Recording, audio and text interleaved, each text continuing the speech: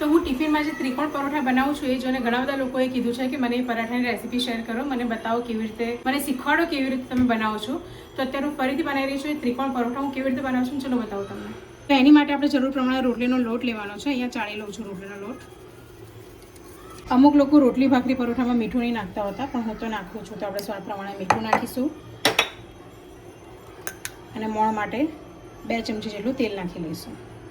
આમાં તેલ આપણે કૂણાવવા માટે ના નાખવાનું હોય, મતલબ જ્યારે લોટ બંધી જાય પછી આપણે રોટલીમાં જેમ કૂણવીએ એમ જે છે આપણે ફર્સ્ટ ટાઈમ જ નાખવાનું, એટલા માટે થોડુંક વધારે તેલ લઈ લેવાનું. હવે આપણે બધું બરાબર પ્રોપર મિક્સ કરી લઈશું.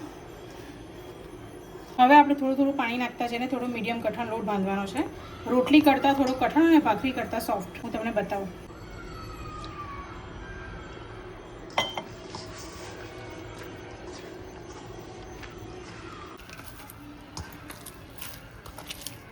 આપણે લોટને બરાબર આવી રીતે મસળવાનો છે ને મસળતા બાંધવાનો છે.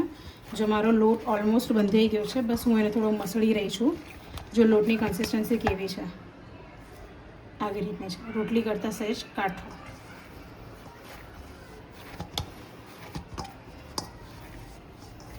લોટ બંધાઈ ગયો છે, મસળાઈ ગયો છે. હવે આપણે આને 5 થી 7 મિનિટ માટે ઢાંકીને મૂકી દઈશું.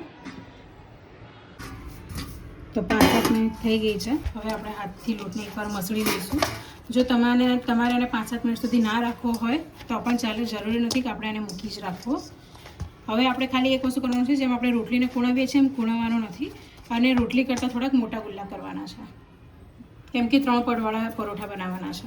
તો મેં 2 વાટકી લોટ લીધો હતો. 2 વાટકી લોટમાંથી આટલા ગુલ્લા થયા છે, મતલબ આપણે આટલા પરોઠા બનાવી શકશું. તો આપણે એની માટે પહેલાં એક નાની એવી રોટલી બનાવીશું. થોડુંક વણવું પડશે.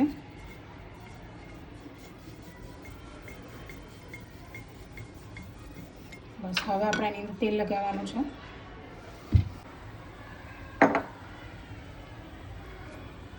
પછી આવી રીતે વાળવાનું છે. પછી ફરી પાછું અહીંયા તેલ લગાવવાનું છે અને પછી પાછું આવી રીતે વાળવાનું છે.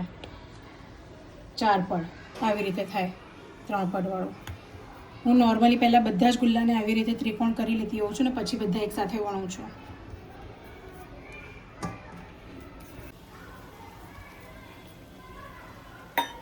તો બંને બાજુ લોટ લઈને હવે આપણે એને સરખી બાજુ, ચારે બાજુ સરખી રીતે ભાર આપીને વણી લેવાનું છે. ઘણા લોકો આ ત્રિકોણમાંથી ગોળ બી કરતા હોય છે, પણ હું ત્રિકોણ જ રાખું છું કેમ કે મને ત્રિકોણ જ જોઈએ છે. તમને જાડો પતલો જે પ્રમાણે જેવો જોઈતો હોય એવું કરી શકાય.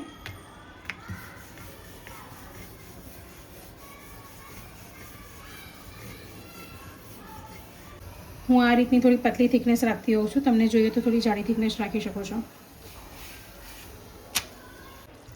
તો આપણે વેલણવાળી સાઈડ નીચે જવા દેવાની છે અને ધીમા ગેસે શેકવાનો છે.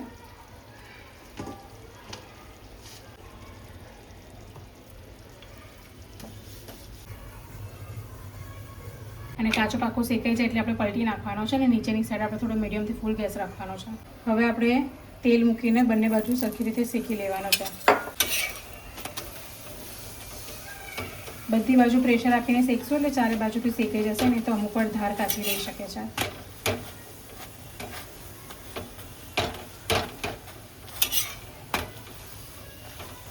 આપણો પરોઠો રેડી છે.